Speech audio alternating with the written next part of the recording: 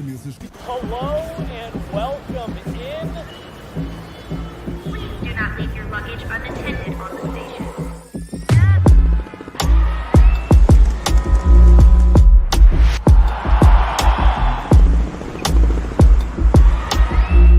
Welcome to the show.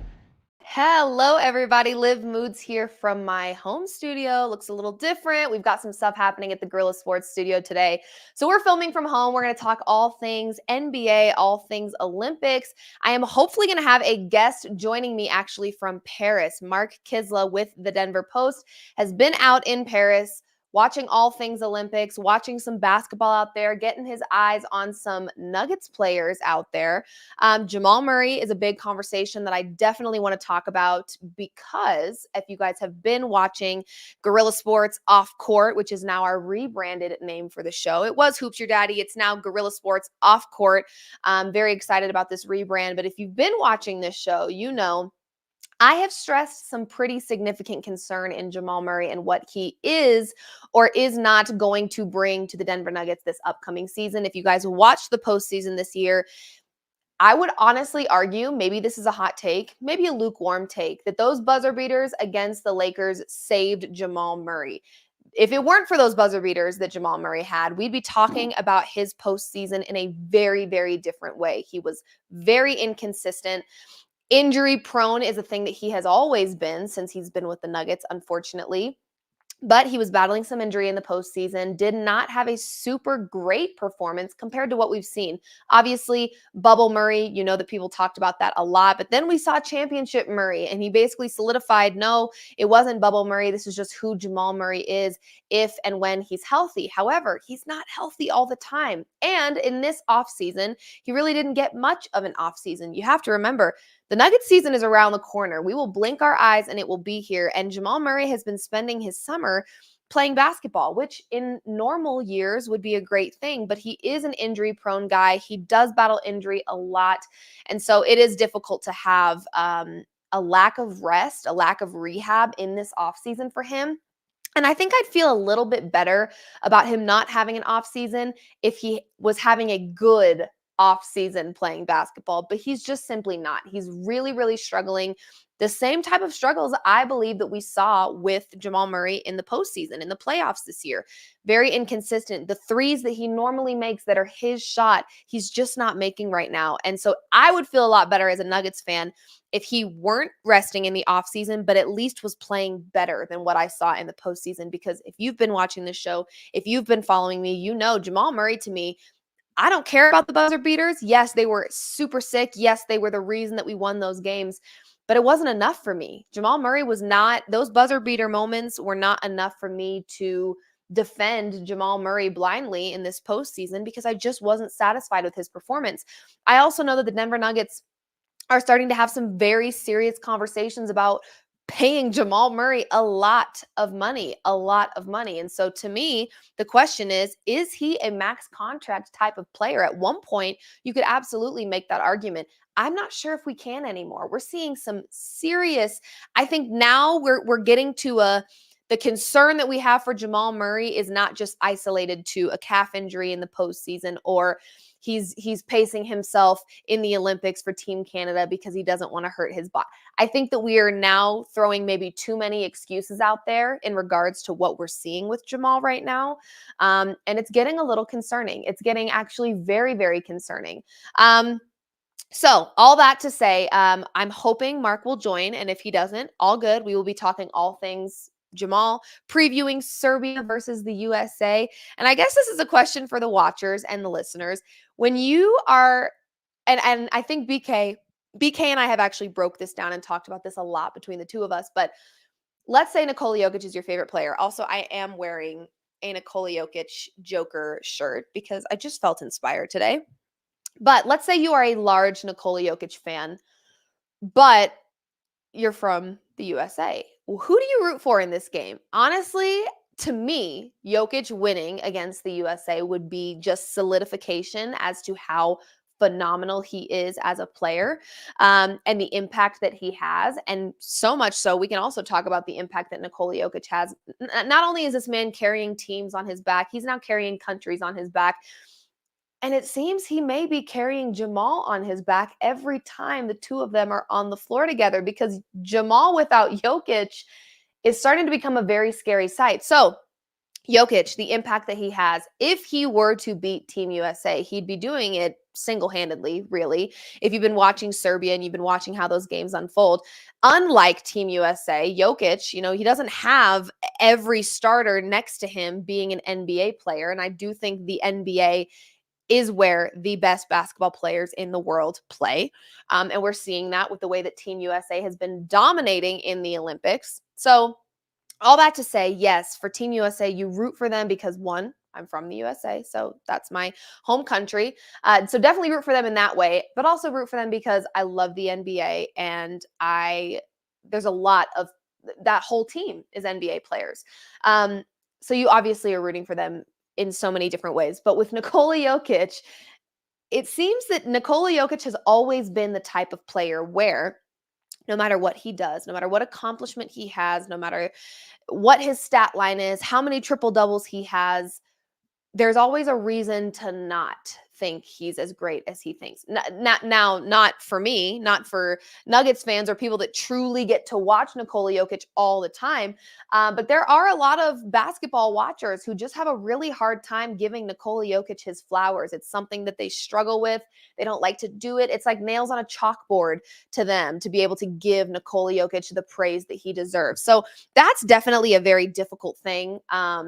When you're as good as you are, to just not. And I actually, the greatest part about it is I don't think Nikola Jokic truly cares. I really don't. I don't think he cares at all. But when he got his first MVP, it should have been to Joel Embiid. And then he got his second one and, oh, it's rigged. And then, he won a ring and it's like, oh, well, it's not enough. He needs to win more than one. It's always something. There's always a conversation about Nikola Jokic is good, but he's not so-and-so, or he's not. It's like, let Nikola Jokic be good. So for Nikola Jokic to beat Team USA, because he would be doing it pretty much alone, it would be more solidification that he may just be the best player in the world right now, whether you like it or not. Yes, LeBron James is phenomenal. We see that especially on the Olympic level. He is one that just dominates in the Olympics. He joined KD and Melo as one of three total players. LeBron is now one of them to score 300 total Olympic points. I believe it was 300. So he joined them. Some icons, obviously. LeBron James has been doing this a while. He's almost 40 years old. I have nothing but respect for him. But Nikola Jokic to me is just one of one. There really isn't anybody like him. There's not a country out there right now that can guard this man. Not only can we not find NBA players that can stop Nikola Jokic, we can't even find countries that can stop Nikola Jokic. I mean, he's a global GOAT. He's carrying countries on his back. I would like to think that that is a huge flex. And yes, Team USA, like obviously representing Team USA, because I did just say that in the NBA, I do believe that's where the best basketball players reside. So to be dominant on Team USA, you got to be pretty sneaking good. You really do. And I've seen conversations on Twitter even about, could the Boston Celtics compete with any country out there right now? I believe they could. Yeah. I believe they absolutely could, because the NBA to me houses the greatest talents in basketball. And that's just a fact. And we're seeing that, like I said, with the way that Team USA has been dominating in the Olympics. Cedric is in the chat already. Yo, nice setup, Liv. Jamal 3 for 13. He sucks. Yeah, we're gonna get into Jamal Murray here. And I'm not sure if Mark is gonna join us today. I was hoping he would, but he is in Paris, so maybe something came up. Maybe he's a little busy. Who knows? But we will still be talking about Jamal Murray. And I do want to go ahead and just jump into some statistics and some things that I've seen, because yes, Cedric, you are right. The word sucks is feeling pretty accurate to describe Jamal Murray right now. I hate to say that. You guys know I'm a Nuggets fan through and through, born and raised. I don't know if you can see the Nuggets banner right here. Come on. I love the Nuggets. But Jamal Murray in the Olympics looks a little something like this. 6 points per game. 6 points per game? And this is potentially a max contract type of player? I'm not thinking so, okay? 41.2% from 2, 7 of 17. I'm sorry, 14.3% from 3, 2 of 14. I'm sorry. He did not, to me, add anything to Team Canada, was not helpful in any way. If anything, he hurt Team Canada, probably should have been benched as he continued to brick shots that he normally makes. And we're now starting to enter a phase where what Jamal Murray normally does is this. It's 41.2% from 2. It's 14.3% from 3. You guys, this is not abnormal as of late. I hope we understand that. There were so many people that said, well, he's injured his calf. That's why he scored 0 points in the first half. Are you kidding me? If that's the case, then he should be on the bench. I don't think he even should be in his jersey right now. He shouldn't have even suited up. Are we kidding? 0 points. He had scoreless first halves in a playoff game, you guys. This is not just a ouchie, my threes weren't looking nice tonight, but I'll bounce back tomorrow. He really struggled in the postseason, but we kind of became blinded to that when he had buzzer beaters. And he essentially won games for the Nuggets after they climbed back from a 20-point deficit, and he got hot in the second half, right? He became a hero in so many ways in the postseason that we forgot that before he had those heroic moments, he did not look good. He didn't. He was not consistent. He was not making his threes like he normally does. He was not playing like a max contract player, but we became blinded by the buzzer beater, by the half court shot right before halftime, by the turnaround from first half to second half to help the Nuggets climb back from a 20-point deficit. Okay, that's great, but guess what? The Nuggets probably wouldn't have had to climb back from a 20-point deficit if he would have scored points in the first half. 0 points at one point in the playoffs in the first half of a playoff game. Say that out loud to yourself and let me know if that sounds like a max contract player. Calf injury or not, I don't want to hear another thing about the fact that, well, when he was healthy last year, he was great. Okay, who's to say he's going to stay healthy? He just took away an offseason he could have used for rest and rehab to play in Canada for Team Canada and suck. He sucked for Team Canada. That's the best part about it. He looked horrible for Team Canada. So it would be one thing if he spent his offseason playing basketball for Team Canada and we were seeing improvements in his game. We were seeing the things in the postseason we didn't like getting fixed. We're not seeing that. I'll say it again, 6 points per game in the Olympics, 41.2% from 2. Ay, Chihuahua. 14.3% from 3. I think I could make more threes than that. And maybe I am delusional, which, of course I am. I'm a Broncos fan. Of course I'm delusional. That is really not good. This past season, I'm sorry. I'm so sorry. I know you don't want to hear it, but this past season, Jamal Murray had a lot of moments like he's having for Team Canada. Right. So the moments that we're seeing with Jamal Murray right now in the Olympics, or when they were playing in the Olympics, look eerily similar to some of the moments we saw from him this past season with the Nuggets. So at what point do we start to say, this isn't a calf injury, this isn't exhaustion, this is regression? This is Jamal Murray doesn't know how to play without Nikola Jokic, because what we saw the Nuggets do this season was kind of find this healthy balance of non-Jokic minutes and non-Jamal minutes. But when Jamal doesn't have Jokic, he's a very different player. He's a very different player. So, yeah, it's concerning. It's very concerning. The player that we have known Jamal Murray to be, and the player that we've known and loved for so long in Jamal Murray, a player that at one point we were willing to pay a max contract to, is not the Jamal that we have now. And we got to face the facts there. It's not a calf injury, folks. It's not exhaustion, folks. This is Jamal Murray. 6 points per game for Team Canada. Guys, if you're watching, it's really not looking good. It's really not. And if the excuse that you keep wanting to hold on to because it helps you sleep better at night, I get it. If you really want to hold on to the fact that he has been injury prone, that's fine. But what I'm going to tell you is it's not going to be fixed. He just spent an off season playing bad basketball at the Olympics. He wasn't resting his body. He wasn't rehabbing his body. So how on earth do we expect him to be healthier for next season? It's not going to happen. He's an injury-prone guy. We've seen it almost every season. And now he hasn't had an off season. Not only did he spend his off season playing basketball instead of resting and rehabbing, but he spent his off season playing bad basketball. Oh, God. Lord have mercy. It's just not looking good, folks. And to be honest with you, I'm a conspiracy theorist, all right? And that's maybe not a great thing to be. That's not maybe a great thing to be, but I do love a conspiracy theory. Also, this just in, Mark Kiszla will not be joining us today. I imagine something came up. He's busy. It's Paris, whatever. So we're just going to chat just the however many of us that are on here. We're going to hang out. Let me give this another little retweet here.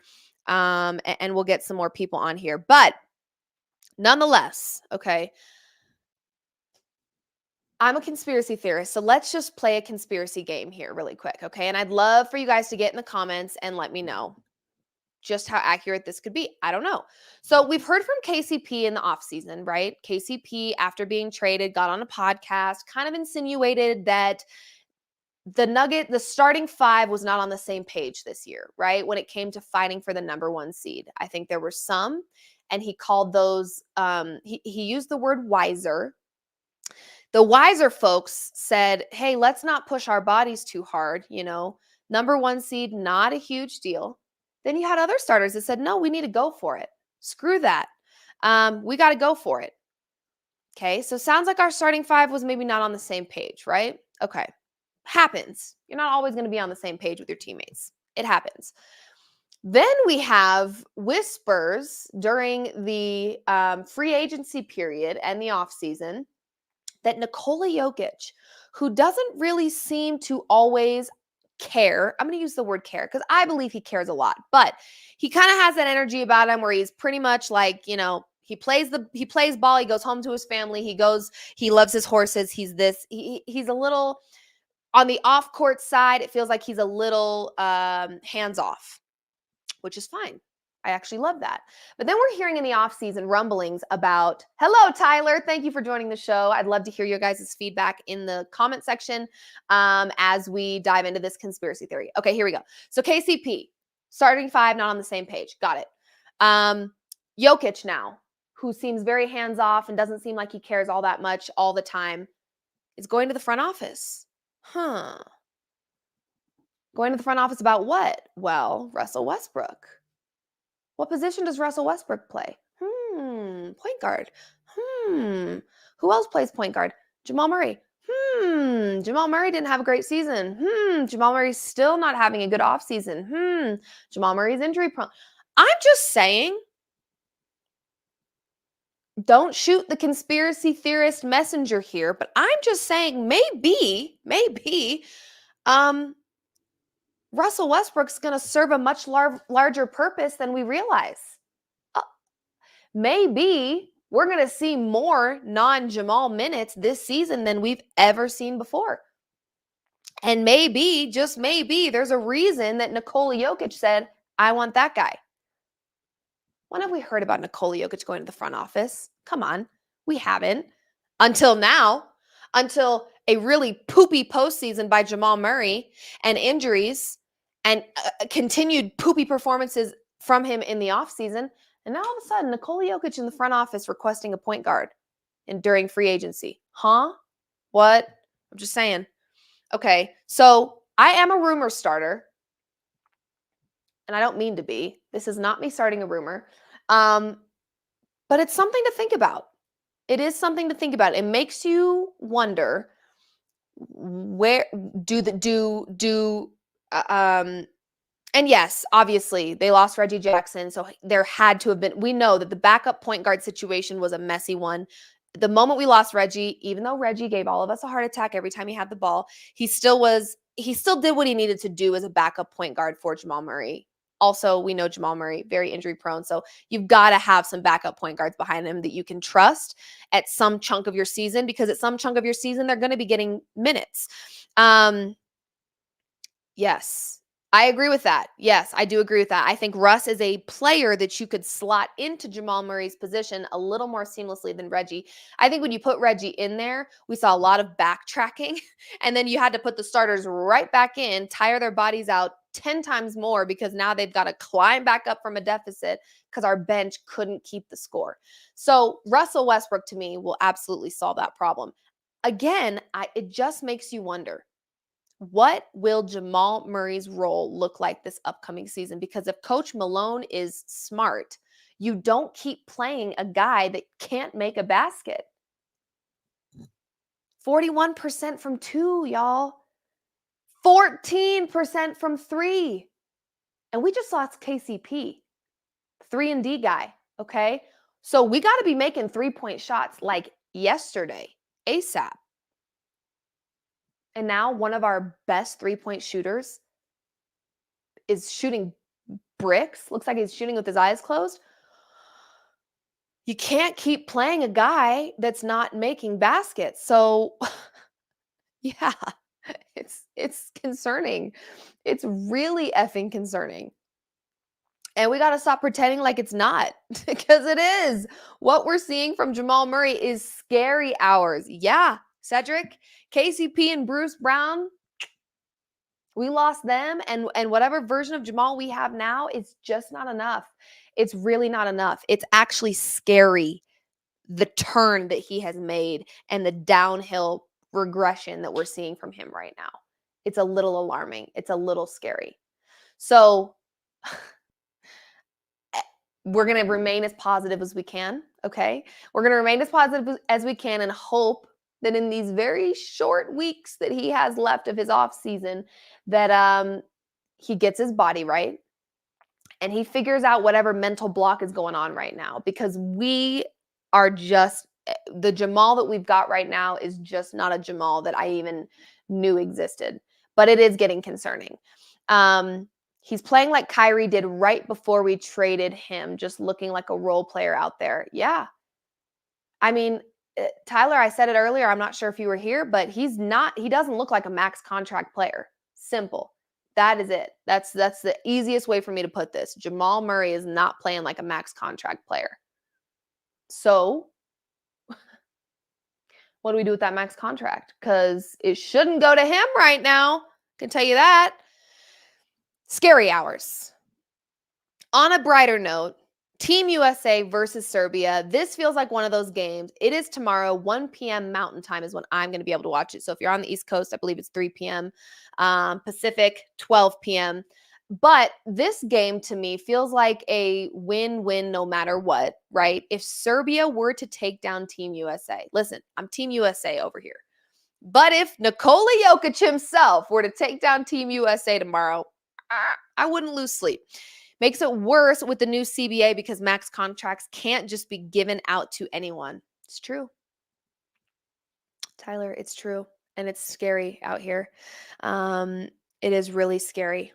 Yeah. So Team Serbia, Team USA feels like a win-win no matter what. If Team USA wins, yay, right? I mean, all of those players. I love watching all of those players. If Team Serbia wins, we know who's behind that, because we've seen just the impact and how big it is with Nikola Jokic. We've been seeing it, but now everyone gets to see it on a global scale. He quite literally is carrying countries on his back, and we love that for him. If he were to take down Team USA, can't say I'd be upset. Honestly, can't. That sounds so horrible. That sounds so unpatriotic of me. But if Nikola Jokic, yeah, because he is Team Serbia right now, if Nikola Jokic took down Team USA, see that shirt? You think I'm losing sleep? I'm not. I will still wave my American flag like this and say, dang nabbit, we almost had him. But then I will sleep like this, peaceful, with my Jokic shirt on because it will solidify the impact that Nikola Jokic has. Gosh, please, if you are one of the people that still needs a reason to believe Nikola Jokic is the best player in the world, you're slow. I don't know what to say at this point. I mean, keep up. Hello. He has proven it. 3-time MVP, should have been 4. Okay. If you're a numbers guy, check out his stat line because it looks good every single game. Okay. And if you need more proof, look at what Jamal Murray looks like without him. Uh-oh. Not only is Jokic outstanding in his own right with his talent, but he also makes his teammates better. I mean, if that's not an MVP, if that's not GOAT behavior, I don't know what is. So, yeah, if you need more solidification about Nikola Jokic and his impact and how great of a player that he is, taking down Team USA would certainly prove it, but it still won't be enough for some of you haters out there. You're just a hater. Some of you just truly, I don't think there's anything this man could do besides maybe win 14 championships in a row for some of you guys to give this man the credit he deserves. It's weird behavior. I don't get it. But either way, Team USA, Team Serbia feels like a win-win for me personally as a Jokic fan. But obviously, do lean more Team USA just because, it's obviously representing the country that I was born and raised in. But also, it solidifies that the NBA, despite what Noah Lyles thinks, houses the greatest basketball players in the world. So there's that. Yeah, we've got some comments, you guys. That's a nice shirt. Thank you. Yep. If Nikola Jokic, thank you, Kyle. If Nikola Jokic takes down Team USA single-handedly, because it will be single-handedly, there is zero argument anymore about whether or not he's the best player in the NBA. In my opinion, there's not an argument, period. But that would definitely solidify just how amazing. He's instantly top 1 if he wins. I agree. I guess we can go ahead and just take a quick look at a sports book and see where that line is. What does Vegas think about this game? What does Vegas think about Nikola Jokic and his impact? Okay, let's look. We've got men's basketball. Here we go. Serbia. Wow. USA, 16-point favorites. 16-point favorites. If you wanted to take the money line, you could bet Serbia plus 820.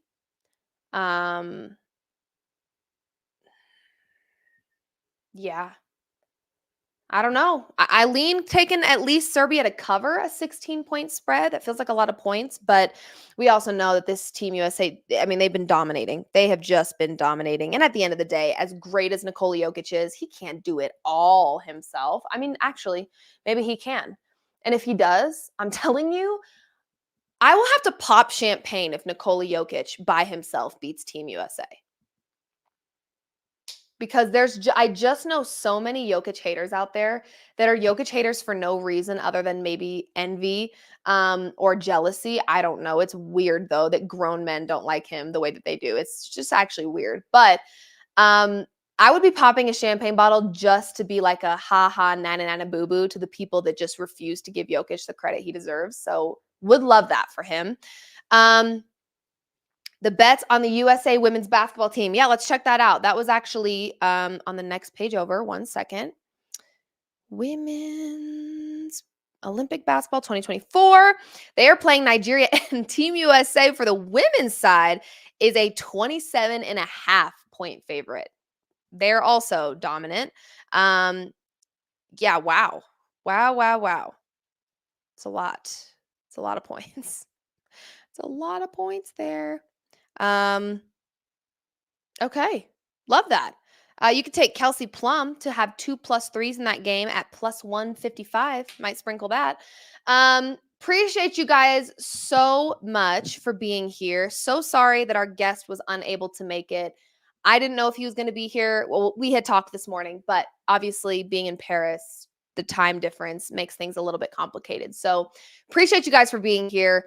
like I said, we do have some concerns going on with Jamal Murray. We'll continue to dive into that more and more as we get closer to the start of the season. Serbia versus USA coming up tomorrow, 1 p.m. Mountain Time. I will definitely be tuning in. I hope you will be too. And I'll be maybe tiny little bit be cheering for Serbia, mostly just Nikola Jokic. But obviously, go USA. Would love to see the USA get some more gold medals. China's been on our ass, so I would love for some gold medals to be zooming in because I want to win. I'm a competitive person, and I'm not out there, but I would still love to win. Keep an eye on the triple jump today. My friend is going for gold. Ow! Yes, love that. Okay, love that. Also tomorrow, I believe. Yeah, tomorrow, Anna Hall is running for track and field, and I went to high school with her older sister. We graduated from the same class, same high school, so I will be rooting super loud for her. And that is all for today. Thank you so much for joining me for Guerrilla Sports Off Court. This is a rebranded Hoops Your Daddy. You guys can expect me every Wednesday talking all things NBA, Denver Nuggets, you name it. And then once we get into the season, we will be bringing back some of those post-game lives, which I'm very excited about because you guys like those a lot. I liked them a lot. We'll have some more of that. But for now, every Wednesday, we'll be talking all things NBA. Make sure you're tuning in. Appreciate you for being here. And we will see you next week. Bye.